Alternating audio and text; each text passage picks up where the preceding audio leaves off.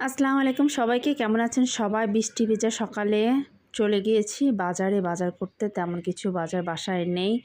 বাজারের যে দাম, বাজারে কোনো তরিতরকারিতে হাত দেওয়া মানে আগুনে হাত দেওয়ার মতো। তো যাই হোক, টুকটুক করে যেটুক পেরেছি নিয়েছি।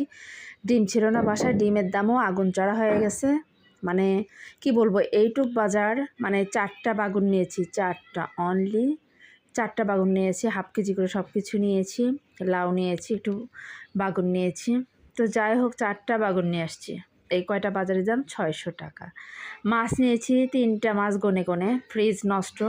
আর একটু ছোটো মাছ, চিংড়ি মাছ। যাই হোক, বাসায় এসেই দেখি আমার খালা এই মুসমুস মনের মতো করে পরোটা ভেজে রাখছে চিনি দিয়ে আর ডিমের কুসুম দিয়ে, মজা করে, মানে সেই মজা করে খাওয়া হবে। খেয়ে নিলাম আগে একটা গ্যাসের ওষুধ না খেলেই, কারণ আমার প্রচণ্ড গ্যাস, খাওয়া মাত্রই মাথায় গ্যাস উঠে যায় আর ব্রেনের ভিতর কেমন জানি কাজ করে। তো যাই হোক, একটু মজা করে খাচ্ছি বিসমিল্লাহ বলে, আল্লাহর নাম নিয়ে খেয়ে মেয়েকে বলছে একটু খাও খাও।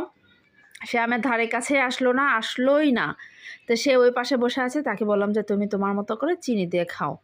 তো ওর মতো করে চিনি দিয়ে খাবে। আগে সে তার স্প্রিং রোল ভেজে দিতে হবে, সামোসা ভেজে দিতে হবে। সকালবেলা এগুলো কেউ খায় বলেন? তো যাই হোক, আমি আমার মতো করে মজা করে খাচ্ছি। খেয়ে দিয়ে ওকে বললাম যে তুমি তোমার মতো করে খেয়ে নাও, আমি বাকি কাজটুকু করবো। তো যাই হোক, তাকে মোবাইল ছাড়া তো সে খেতেই পারে না। আল্লাহ হাফেজ সবাইকে। আজকে ভিডিওর জন্য অবশ্যই একটা লাইক কমেন্টস করবেন।